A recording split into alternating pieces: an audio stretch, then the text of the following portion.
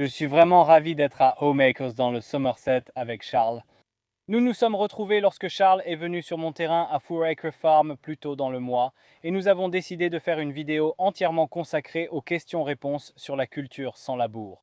Je sais que la boîte mail de Charles est inondée de toutes ces questions fréquemment posées, alors on s'est dit qu'on allait toutes les démystifier pour vous aujourd'hui.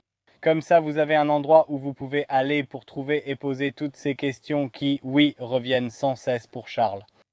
Super. Oui, je suis vraiment partant pour ça et le jardin ici est un endroit idéal pour illustrer les réponses à beaucoup de ces questions parce que tout fonctionne vraiment bien ici. Et oui, la réponse simple, c'est que si vous ne savez pas, essayez la culture sans labour. Vous verrez dans cette vidéo beaucoup de beaux exemples de son efficacité. Alors, on fait un tour, Charles, et on se lance dans ces questions. Oui, allons-y. Génial. Je pense que la meilleure question, Charles, c'est qu'est-ce que le no-dig? C'est une définition très simple. Laissez le sol aussi peu perturbé que possible et nourrissez la vie du sol avec de la matière organique en surface. Et pourquoi ne devrait-on pas bêcher? Eh bien, cela amène à comprendre un peu ce que vous faites avec la méthode sans bêchage, et c'est essentiellement permettre au processus naturel de se dérouler, parce que cela, c'est ce qui joue tellement en notre faveur. En fait, cela me laisse vraiment perplexe. Je poserai la question dans l'autre sens aux personnes qui bêchent. Pourquoi bêchez-vous? Savez-vous à quel point il y a de la compréhension dans cette fraternité, de ce qui se passe réellement? Dans quelle mesure comprend-on les dégâts causés à la structure du sol? Parce que c'est ce que je constate là où je fais mon essai avec et sans labour, par exemple, et le sol dans la parcelle labourée donne de moins bons résultats. En gros, on obtient 10% de légumes en moins. Vous détruisez la structure naturelle, perturbez la vie du sol et endommagez de nombreux organismes utiles. On dit parfois que le labour expose les nuisibles du sol aux oiseaux qui les mangent. Cela n'a aucun sens pour moi car cela ignore toutes les merveilles offertes aux oiseaux qui mangent les vers de terre et d'autres choses utiles pour nous. Il s'agit donc de respecter et de permettre à la vie du sol, aux organismes du sol, de travailler comme ils le font le mieux et de les nourrir correctement avec le paillis de surface qui convient le mieux à votre sol, à vos conditions et à ce que vous cultivez. Et juste pour jouer l'avocat du diable ici, qu'en est-il si je voulais, disons, planter un arbre? Je pensais que tu allais dire quelque chose de pire. Oui, non, ça va. Un arbre, eh bien, tu creuses un trou parce que, oui, la méthode sans bêchage, ce n'est pas une religion. Tu sais, c'est comme, oui, tu peux utiliser une bêche, ne jette pas ta bêche, c'est parfois utile. Fais un trou adapté à la taille de la motte de racine, quel que soit ce que tu plantes. On plante une pomme de terre avec un transplantoir en la glissant dedans. Remettre la terre avec l'arbre sans ajouter d'autres matières et réserver la matière organique pour la surface, c'est toujours ce principe. Et donc, tu paillerais à nouveau comme tu le ferais avec du compost autour des arbres? Oui, les arbres, c'est différent et ça marche bien. Beaucoup les paillent avec des copeaux de bois, c'est génial. On ne le fait pas autant sur les plates-bandes de légumes car les gros copeaux et morceaux de bois gênent les petites plantes et graines. D'accord, donc du compost pour tes plates-bandes de légumes et des copeaux de bois pour les arbres. En gros, Incroyable. Et je voulais parler un peu de la compaction du sol. Et je sais que tu pourrais nous montrer quelque chose juste de l'autre côté du jardin. Alors, on y va et on regarde? allons voir. Incroyable.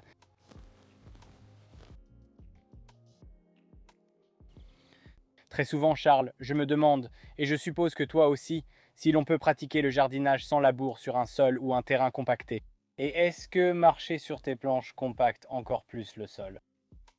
Cette planche est une bonne démonstration pour répondre à la question de la compaction du sol, la compaction supposée, parce qu'elle fait pousser des carottes en ce moment. Avant, c'était de la laitue. Juste pour être bien clair sur le mot utilisé dans cette question, la compaction du sol. Qu'est-ce que ça veut dire? On parle souvent de compaction alors que ce n'est même pas le cas. La compaction du sol résulte du passage de machines lourdes sur un sol humide, souvent observé sur les chantiers de construction. Dans le contexte du jardin, c'est assez rare. Ici, je ne m'attendrai pas à en trouver. Avec la méthode sans labour, on recherche en fait un sol ferme. Quand le sol est ferme, les racines sont plus stables et ancrent mieux les plantes. Regardez ces choux de Bruxelles derrière. La semaine dernière, en visitant le jardin avec une chef jardinière, elle m'a demandé « Comment toutes vos plantes tiennent-elles debout ?» J'ai demandé de quoi elle parlait et elle évoquait surtout les choux de Bruxelles.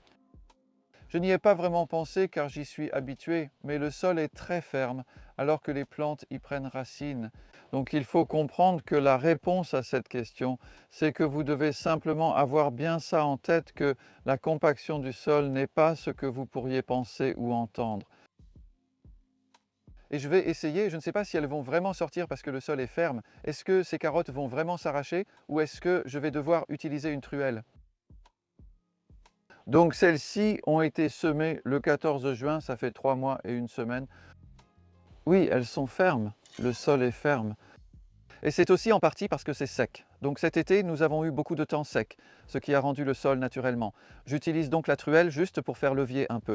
Vous pouvez voir alors que les carottes sortent. Elles sont très belles. Elles sont très belles, Charles. Ouais, j'ai reçu un commentaire sur ma vidéo sur la création de plates-bandes sans labour. Tu peux cultiver des carottes, pommes de terre ou autres légumes racines, ou tu fais juste pousser des fraises, feignant. Oui, c'est vraiment drôle. Voici un excellent exemple pour répondre à la question. Peut-on cultiver des carottes sans labour? Je suis très content d'être un fainéant. Sérieusement, Oui, vraiment. je sais qu'une des choses qui embête tous les jardiniers, ce sont les mauvaises herbes. Et j'ai constaté qu'avec la méthode sans labour, ça m'a vraiment aidé à désherber. Il y a clairement moins de mauvaises herbes. Mais quand on commence avec une nouvelle plate-bande sans labour, faut-il enlever les racines des mauvaises herbes vivaces? Des choses comme les orties, les rumex, les ronces. Ou bien le carton suffirait-il pour cela? Oui et non. Il faut un peu connaître vos mauvaises herbes vivaces. Donc par exemple, tout ce qui a une tige ligneuse qui sort du sol, j'enlèverai cette tige centrale principale. Pas toutes les petites racines, juste assez pour empêcher la repousse de la tige ligneuse. Les ronces en sont l'exemple classique. Et vous pouvez simplement regarder où elles sortent du sol et y enfoncer votre bêche ou un transplantoir s'il n'y a que de petites pousses. Et coupez à environ 10 cm, soit 4 pouces, sous le niveau du sol, et cela enlèvera la partie principale qui repousserait sinon. Si vous avez des arbustes ou buissons ligneux, ils doivent absolument être enlevés. Et les racines d'ortie sont un peu entre les deux parce qu'elles sont assez ligneuses et aussi assez superficielles. Souvent, on utilise une tondeuse à gazon réglée au plus bas, ce qui coupe aussi de nombreuses racines dépassant du sol. Une tondeuse à gazon est un outil très utile pour enlever les débris de mauvaises herbes vivaces. J'enlèverai aussi la patience à cause de sa grosse racine pivotante ligneuse. Donc c'est le côté ligneux d'une racine qui est un facteur.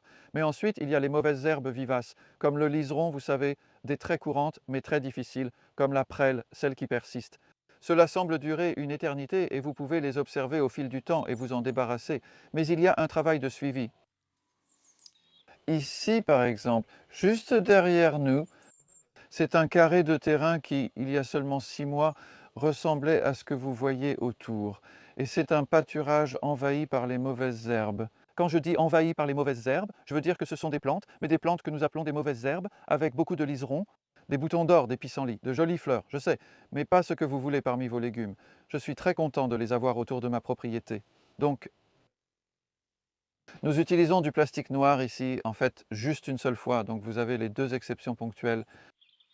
C'est lié au contexte de votre question. Si vous commencez avec une situation envahie par les mauvaises herbes, c'est-à-dire beaucoup de plantes, des mauvaises herbes que vous ne pouvez pas enlever physiquement sans y passer un temps fou et sans perturber énormément le sol. C'est là qu'intervient la couverture de la surface, soit avec du carton recouvert de compost, soit dans ce cas, nous avons utilisé le compost. Ensuite, nous avons recouvert de plastique noir. Et en fait, je ne l'ai enlevé que ce matin. Et en faisant cela, c'est une méthode brillante pour désherber un terrain envahi tout en obtenant une récolte. Donc nous avons eu une récolte fantastique de courges ici pour l'hiver. En poussant, toutes les mauvaises herbes mouraient. Avec une exception que je vais vous montrer. Je crois que je sais déjà ce que c'est. Donc cette partie ici, Adam et Sophia l'ont enlevée ce matin avec un transplantoir. C'est un peu déroutant car ce n'est pas une racine de mauvaise herbe, mais un morceau de racine de courge sorti lors du retrait. C'est ça, la partie qu'on veut vraiment enlever. Donc ça, c'est du liseron convolvulus. On peut voir que c'est une racine très tordue et enroulée. Ici, on l'appelle l'intestin du diable. Et c'est encore dans le sol, en fait. Mais elle a été très affaiblie en poussant dans l'obscurité. Voilà la beauté du jardinage sans labour. On s'accorde un répit au début. Il reste encore beaucoup de racines de liseron dans le sol dont nous aurons besoin. On utilise un transplantoir, on l'enfonce et on fait levier pour retirer ce qu'on peut. On va continuer ainsi jusqu'à la fin de l'été prochain et je suis convaincu qu'on ne peut pas éliminer totalement ce problème avec le labour. C'est un investissement de temps au début, mais ensuite vous êtes libre, débarrassé de cette mauvaise herbe qui étoufferait vos plantes sans intervention, comme le montre bien ce terrain. Donc il y a 18 mois, cette zone-là ressemblait à ça. C'était une prairie envahie de mauvaises herbes, pleine de racines de liseron, vraiment grosses, vigoureuses. Et maintenant, après 2 étés à faire ce travail d'élimination, je pense qu'on a fait 95% du chemin. Il ne reste plus que quelques liserons faibles. Je me souviens être venu l'année dernière et c'était paillé avec de la laine de mouton et le liseron arrivait quand même à traverser la laine de mouton. Et oui, Cette année, oui, c'est bien plus clair, la différence est énorme. je veux dire, je peux voir d'ici. Les tas de copeaux de bois là-bas étaient juste posés sur ce même sol et on peut voir le liseron qui pousse à travers. 30 à 50 cm, 1 ou 2 pieds de copeaux de bois, c'est une herbe très envahissante. Mais ça, pour moi, c'est un excellent exemple de la façon dont on peut s'en occuper et ça demande de l'engagement, ça demande du temps au début. Voyez cela comme un investissement pour gagner en liberté à l'avenir. Et avec ces liserons, qu'est-ce que vous allez en faire? Parce que je connais des gens qui disent qu'ils les brûlent. Oui, oui, en fait, on brûle très peu, même les feuilles malades. On met tout sur le tas de compost et c'est une façon très agréable de s'en occuper. Parce que vous savez, c'est de la matière organique précieuse et probablement des nutriments aussi. Et c'est vraiment une bonne chose. Selon mon expérience, cela disparaît dans le compost, même si le tas est froid. La chaleur accélère le processus. Alors n'ayez pas peur de faire ça. Et vous savez, ne croyez pas tout ce que vous lisez. Ça revient à ces fameuses FAQ. Beaucoup de gens sont perdus face à toutes ces informations contradictoires, dont beaucoup sont fausses. D'après mon expérience, beaucoup de choses que je lis de personnes supposées compétentes ne sont pas correctes. Donc le liseron sur le compost. Génial. Nous sommes sur une nouvelle plate-bande sans labour ou récemment créée, Charles. Et nous avons du carton autour de l'extérieur. Et une question qui revient souvent est, est-ce que le carton ne contient pas une quantité folle de produits chimiques? Je me demandais juste quel était ton avis là-dessus. Peut-être je ne pense pas qu'on le sache vraiment. D'après ce que j'ai lu, beaucoup de gens disent que les cols dans le carton sont à base d'amidon, d'eau ou de soja, ce genre de choses. Oui. Donc oui, rien, presque rien. De nos jours, dans le jardinage et dans la vie en général, on évite rarement un peu de plastique ou autre chose de ce genre. C'est ce qu'il y a de mieux, c'est ce qu'il y a de mieux pour le sol, avec un minimum de perturbation, et c'est à faire une seule fois. Le carton, c'est quelque chose, vous savez, pour revenir à la question précédente, si vous avez beaucoup de mauvaises herbes, le carton est un point de départ vraiment génial. Mais ce n'est pas quelque chose qu'on met chaque année. C'est juste au début, dans la première phase, pendant 1 mois ou 2, ou plus longtemps. C'était bien votre question, n'est-ce pas? Oui, exactement. Et selon votre expérience, combien de temps faut-il pour que le carton se décompose? Oui, eh bien, entre 8 et 10 semaines, je dirais que ça dépend si c'est humide, si ça reste sec, ça peut durer là pendant des mois. Mais généralement, quand on fait des planches avec du carton sous le compost, tu vois, ça permet de le garder humide. Tu veux qu'il soit humide. Et les plantes, se les s'enracinent dans le compost. Et au moment où elles ont enraciné à travers le compost, le carton commence à se décomposer. J'avais une planche là-bas où, en avril dernier, j'ai mis 2 couches de carton épais car je connaissais bien le liseron. Et en fait, il n'y avait absolument pas de liseron pendant 10 semaines. Et puis soudainement, ouah, il y a eu une nouvelle poussée de liseron. Donc c'était une illustration assez frappante. Et maintenant, on est quoi? Mi-septembre, est-ce que ce serait un bon moment pour commencer une nouvelle planche sans labour? Ou quand est-il préférable de commencer une nouvelle planche sans labour? Je pense qu'il n'y a pas de moment idéal, mais il existe un très bon moment dont j'aimerais parler. Et nous avons créé une journée pour la célébrer. En fait, c'est la journée internationale du jardinage sans bêchage. C'est le 3 novembre et novembre est souvent considéré comme le début de l'année de jardinage. Oui, c'est une bonne période pour planifier et préparer le sol, créer une plate-bande, poser du carton, ajouter du compost. Au printemps, malgré des mauvaises herbes épaisses, vous pouvez obtenir un terrain dégagé. C'est donc une très bonne période. La fin de l'automne est idéale, mais vous pouvez créer une plate-bande à tout moment. Ne vous inquiétez pas de commencer au mauvais moment, lancez-vous. Si vous avez le temps, si les conditions sont favorables, lancez-vous simplement. Lancez-vous simplement. Il n'y a pas de meilleur moment que maintenant. Oui, tout à fait, oui. C'est ça, excellent. Et je voulais parler un peu du compost que nous avons. Alors allons vers le tas de compost et parlons-en un peu. Un peu là-bas. Bonne idée. Excellente idée. Donc l'un des éléments clés du jardinage sans labour, Charles, c'est évidemment le compost. Et je me demandais s'il y avait un type de compost qui soit le meilleur pour le système sans labour. Je crois connaître la réponse, mais j'aimerais simplement t'entendre le dire. Je voudrais reformuler ta question car je ne pense pas que le terme sans labour soit nécessaire ici. En d'autres termes, Je le ferai. je demanderais quel est le meilleur compost pour le jardinage? D'accord, voilà. Eh bien voilà. Et parce que pour moi, vous savez, au jardin, on devrait toujours utiliser du compost, idéalement. Ou si vous allez utiliser du compost, cette réponse s'applique que vous bêchiez ou non. Et c'est pour la qualité et l'amélioration du sol, ce n'est pas un engrais. C'est la compréhension clé du compost. C'est tout ce qui est raisonnablement bien décomposé. Il n'a pas besoin d'être parfait. Il n'a pas à être tout léger et friable. Il peut y avoir des morceaux ou des bouts de bois. Nous n'avons jamais tamisé le compost avant utilisation. Donc pour clarifier, c'est cela le compost.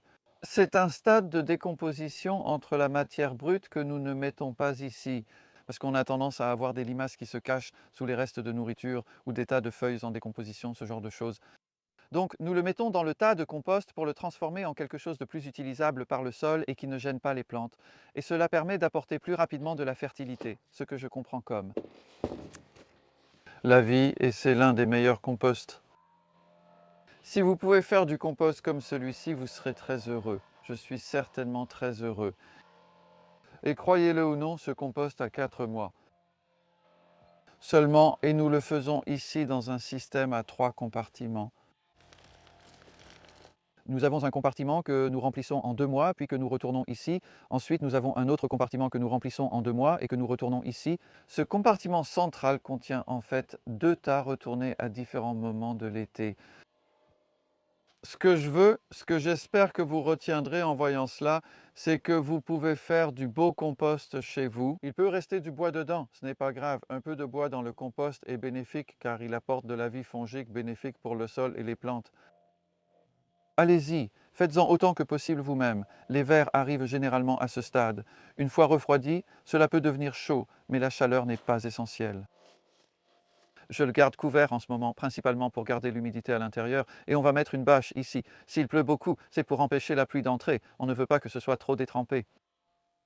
Ceci est du compost maison, le meilleur. Et ce n'est pas tant pour les nutriments que pour la vie. Alors, on va aller jeter un œil à d'autres composts que j'ai achetés. J'achète aussi du compost et on va voir différents aspects de ce qu'est le compost. Absolument. Donc oui, ça c'est du compost que j'ai acheté en avril en fait, donc ça fait presque 6 mois maintenant. Et ça s'appelle du compost de déchets verts, ce qui fait référence à son origine, c'est-à-dire les jardins des gens. Il y a beaucoup de bois et on voit encore des morceaux, mais comme je l'ai dit, ce n'est pas un problème. Mais l'autre chose à propos de ce compost, c'est qu'il est très sec. Et en fait, il a été sec dès le premier jour où il a été livré. J'en ai eu plus pour mon argent car je n'achetais pas d'eau. Mais le manque d'humidité a ralenti la décomposition. Depuis le début, ce truc est un peu mort. C'est souvent chaud quand c'est livré. Et c'est plutôt cette qualité-là qui peut être difficile avec le compost, ce qui fait référence à sa fraîcheur par rapport au compost fait maison. On peut un peu voir quand il est mûr parce qu'il commence à avoir vraiment bonne allure et que vous ne l'avez pas forcé. Celui-ci a été un peu forcé en hachant tout ce bois très finement, puis en le retournant régulièrement tous les 3 jours.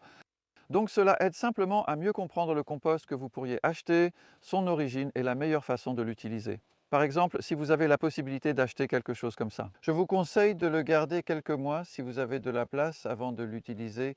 Il finira ainsi de mûrir et offrira de meilleurs résultats. Avec la méthode sans labour ou non, Et l'une des questions qu'on me pose le plus souvent, c'est quelle est la différence entre le compost, la terre et le sol? Beaucoup de gens ne comprennent tout simplement pas vraiment. oui, je comprends, et je pense qu'une partie de cette confusion vient du langage. J'ai remarqué qu'aux États-Unis, où je réponds souvent aux questions, autant que je sache la Terre, je peux me tromper ici en Amérique, la Terre c'est le sol. Vous seriez d'accord? C'est leur point de vue. Je dirais que la terre, c'est probablement comme de la poussière que l'on retrouve quand ça s'envole des champs et des choses comme ça. Oui, je pense que c'est surtout la version anglaise. En fait, Cela finit par s'infiltrer chez vous et semer le désordre partout. Exactement, oui. Certains Américains que j'ai rencontrés appellent leur sol dirt. C'est très bien, du moment que le terme est clair. Oui, c'est similaire en français, car j'ai vécu un temps en France. Les agriculteurs sont appelés paysans ou paysannes en anglais. C'est un mot assez péjoratif, vous savez, de paysan, donc oui, ce sont des mots. Les mots peuvent être très déroutants, mais si, pour moi, la principale différence, c'est entre le compost, qui est de la matière organique décomposée, et le sol, qui est le résultat ou qui résulte de la décomposition de la roche avec la matière organique. Par exemple, il y a un exemple ici. Ceci est un sol de fabrication maison. Vous pouvez voir que c'est un bon sol qui provient du constructeur qui l'a déposé ici. Quand il a quand il a construit mon abri, il a dû creuser un peu pour les fondations. Il n'y en a pas beaucoup, mais il y en a un peu, donc c'est de la terre végétale et c'est très différent du compost, c'est beaucoup plus lourd. Si tu voulais faire un parterre, je n'utiliserais pas ça. Parce que si tu remplis un nouveau parterre ou que tu en mets beaucoup dessus, ça ne se décompose pas comme le compost et ça ne se tasse pas du tout, donc ça gardera le même volume. Si tu mentionnes un parterre surélevé, on va en parler, non? Les parterres surélevés? Mais si tu l'as fait et que tu l'as rempli de terre, ça ne te donne pas la possibilité de renouveler la fertilité. Parce que le niveau de la terre reste le même et ce n'est pas aussi efficace pour la culture. Ça ne donne pas d'aussi bons résultats que le compost. Et une question qui revient souvent à propos du compost, c'est peut-on planter directement dans le compost ou est-ce que ça va brûler les racines des plantes? Oui, mon Dieu, j'ai tellement vu cette question. C'est quelque chose comme 90% des réponses sur Google qui disent que tu ne peux pas faire ça, tu ne peux pas planter dans le compost. Non, ça va brûler les racines. Et les gens sont tellement découragés, ça me rend tellement triste. Dans mon jardin, tout pousse dans du compost, mais il ne s'agit que d'une fine couche d'environ 3 cm ajoutée chaque année. Mais oui, le point clé de cette question, c'est ce que je viens de dire. À quel point le compost est-il frais? Si c'était vraiment très frais et peut-être chaud et fumant dans le tas d'où vous le prenez, cela causera du stress à vos plantes. Cela ne brûlera pas les racines, mais aura le même effet. Les plantes peuvent se flétrir et l'humidité est difficile à maintenir. Donc oui, il faut l'éviter. Mais un compost bien fait, mûr, C'est parfait.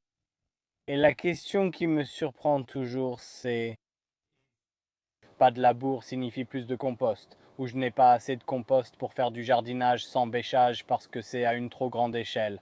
Oui, oui, je me demande d'où ça vient. Parfois, je me blâme un peu, en fait, parce que j'ai parlé, surtout dans mes débuts, vous savez, d'utiliser beaucoup de compost. Et c'était en partie le reflet du fait que j'avais remarqué que très peu de gens l'utilisaient. Vous savez, je parle d'il y a 20 ou 30 ans. Et récemment, il y a eu une meilleure compréhension du compost, on l'utilise davantage, on profite plus de ses qualités. Et en fait, je minimise la quantité. En observant mes plates-bandes d'essai avec ou sans bêchage, je pourrais répondre clairement à cette question. incroyable, allons voir.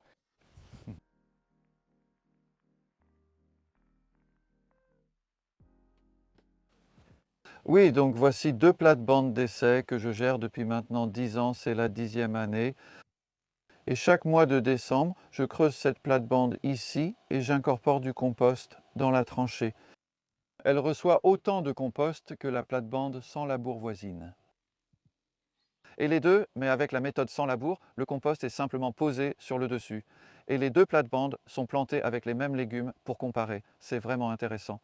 Après 10 ans à faire cela et 6 ans dans mon jardin précédent, j'apprends encore et remarque toujours des différences intrigantes. Mais plus que tout, ce que cela montre, ce sont les totaux de récolte. Cette année, nous avons récolté la première plantation, tout ce qui a poussé jusqu'en juin-juillet, puis fait une seconde plantation dans l'année. Toutes les premières plantations sur la planche bêchée ont donné 44 kg de légumes prêts à cuisiner et sur la planche non bêchée, 56 kg de légumes prêts à cuisiner. En d'autres termes, en fait, près de 20% de plus avec la même quantité de compost. Donc par kilo de nourriture produite, le non-bêchage dans le contexte de cette expérience du moins.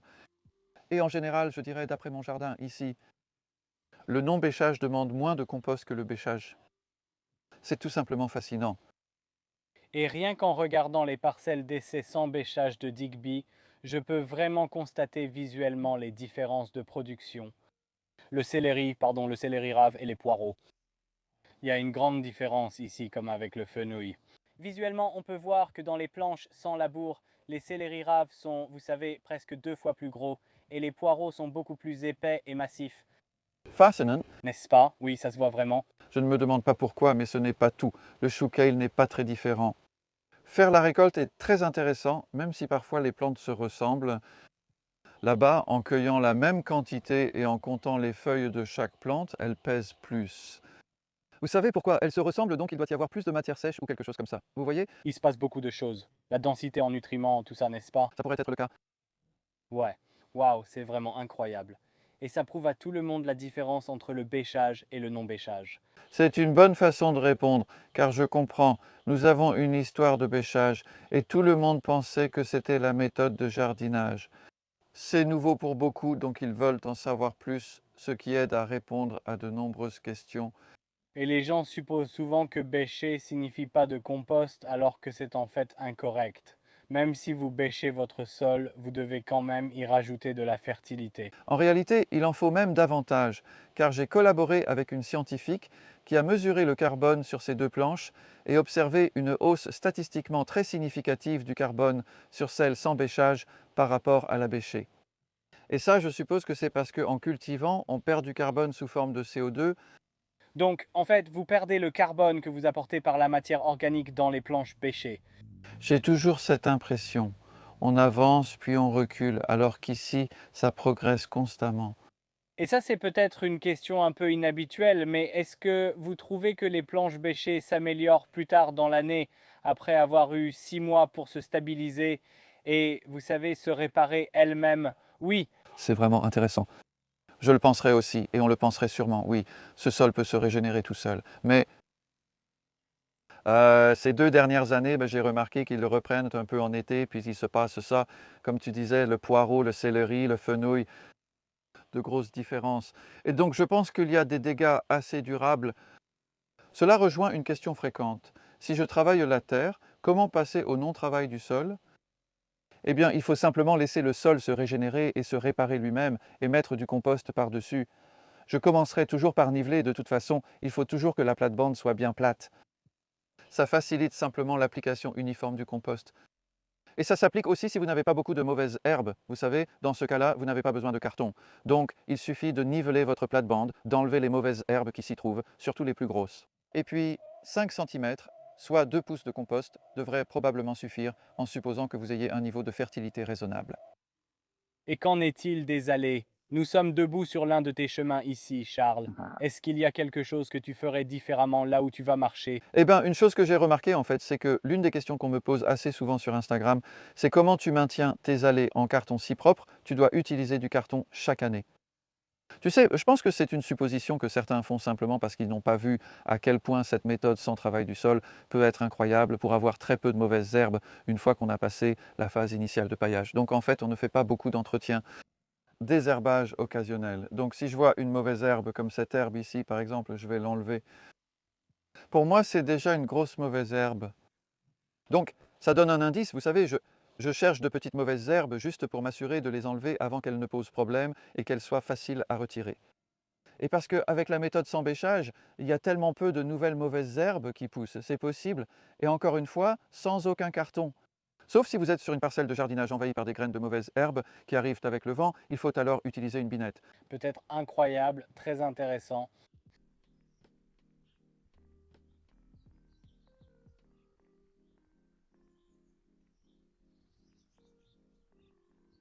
Encore quelques questions, Charles. J'espère qu'on pourra les faire en mode rapide. L'une des questions les plus fréquemment posées est: est-ce que le non-bêchage fonctionne pour les fleurs et les massifs de plantes vivaces? La réponse est très simple, oui. Regardez toutes ces fleurs comme ces superbes œillets d'Inde nains. Ce sont des plantes, en gros, les plantes adorent ça. Que dire des plates-bandes surélevées?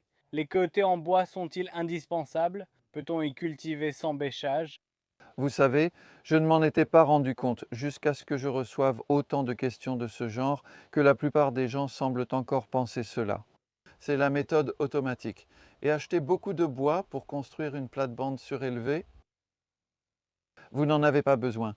Et je dirais, gardez votre argent. Vous n'avez pas besoin d'acheter tout ce bois, dépensez-le plutôt dans du compost, c'est votre meilleur investissement si vous débutez. Et ce que font les plates-bandes, c'est qu'elles donnent une belle définition à un jardin. Si vous aimez avoir par exemple des allées pavées en briques ou autre chose, alors oui, il vous faut un côté en bois pour tout garder bien délimité. Dans ces conditions, pas de souci, mais soyons clairs, si vous êtes sur un site de culture classique, comme un potager pour la nourriture, ce n'est pas sophistiqué, mais ça peut le devenir. Je veux dire, regardez ces jardins ici, comme ils sont beaux, vous voyez, avec des allées bien entretenues. Les bordures en bois ne sont pas indispensables, mais elles retiennent mieux l'humidité. Sans bordure, les bords sèchent moins et cela limite l'accumulation de fourmis qui préfèrent les zones chaudes et sèches. Il y a moins de limaces cachées dans les cavités du bois pourri, là où le bois se décompose. Oui, j'ai déjà vu du bois pourri en visitant d'autres jardins. Ils se demandent alors pourquoi ils ont des limaces. Je leur dis simplement, soulevez ce morceau de bois et vous verrez tous se rassembler à l'intérieur du bois pourri. Oui, Donc, quand tu appliques ton paillis de compost année après année, est-ce que ça finit par augmenter la hauteur de ton potager sans labour? j'adore cette question. Oui, je pense que certaines personnes imaginent que je dois monter sur une échelle pour entrer dans mon jardin. Et oui, c'est fascinant en fait, et parfois un peu décevant aussi, tu sais, même quand tu fais un tas de compost et qu'il est bien rempli au début, ensuite il s'affaisse. Je n'ai finalement pas beaucoup de compost et c'est similaire quand tu en mets sur les plates-bandes, car une grande partie de la vie du sol, ce qui se passe, c'est que ça mange et ça rejette. Donc le compost, c'est de la nourriture et il est consommé. Les excrétions étant plus denses, le compost se densifie continuellement et réduit de volume. Et c'est pour ça que vous allez avoir une légère augmentation, mais c'est bien moins que ce que vous auriez pu penser. Merci d'avoir clarifié, c'est intéressant. Oui, et pour compléter, sans ajout de compost, vous aurez un puits. J'ai vu cela sur des parcelles où les jardiniers n'en mettaient pas. Le niveau baisse, sûrement parce que le carbone s'échappe du sol et les allées enherbées entre les parcelles ressortent alors un peu. Eh bien, je peux parler d'expérience là où nous sommes, à la ferme des 4 acres, où la haie est sur le côté. C'est au moins 30 centimètres plus haut que les champs, à cause de tout le travail du sol et du labour. Quand tout cela est libéré sous forme de carbone dans l'atmosphère, C'est tragique, n'est-ce pas? ouais, eh bien, Tu es en train de tout reconstruire à nouveau. beau travail, absolument. Et je suppose qu'on va finir sur une question probablement assez importante. Mais y a-t-il d'autres pratiques que nous pouvons adopter dans le jardin pour nous assurer de maintenir le meilleur jardin sans labour? Par exemple, planter, récolter et laisser les racines des plantes dans le sol, ce genre d'action. Il y en a plein. D'accord, En fait, je pense que ça dépasse le cadre de cette vidéo. d'accord. Pour ma part, je le ferai. Je recommande à tous de consulter le dernier chapitre de mon livre sur les compétences ou mon cours en ligne que j'appelle le jardinage énergétique. Vous savez, ça devient un peu ésotérique maintenant, mais je pense qu'il y a beaucoup de choses que nous pouvons faire qui ne coûtent vraiment pas cher non plus, qui améliorent, augmentent la chaleur de votre sol, améliorent la productivité. Combien voulez-vous en entendre encore à ce sujet? Je veux dire, je pense que se référer à votre livre et à votre cours en ligne sera la meilleure option pour toute personne qui souhaite en apprendre davantage et approfondir ce sujet. Oui, absolument. Et peut-être que je pourrais simplement conclure sur cette note de manière très générale et positive. C'est-à-dire que, vous savez, voilà. Cette vidéo posait de nombreuses questions. J'espère que vous y avez trouvé des réponses, mais je suis certain que d'autres subsistent, ce qui est positif. La meilleure chose qu'un jardinier puisse avoir, c'est beaucoup de questions, donc ça a été un plaisir de répondre à celles qu'on nous pose souvent. Continuez à vous poser des questions, continuez à vous interroger, et vous verrez que souvent, vous pouvez y répondre vous-même. Mais observez bien les choses et soyez prêts à croire de nouvelles choses aussi. Ne croyez pas tout ce que vous entendez ou qu'on vous dit. Il y a encore beaucoup à découvrir sur le jardinage. Incroyable. Merci beaucoup Charles d'avoir répondu à certaines de ces questions et d'avoir éclairci beaucoup de choses pour les gens et pour moi-même. Oui, c'était un plaisir d'être avec vous. Merci.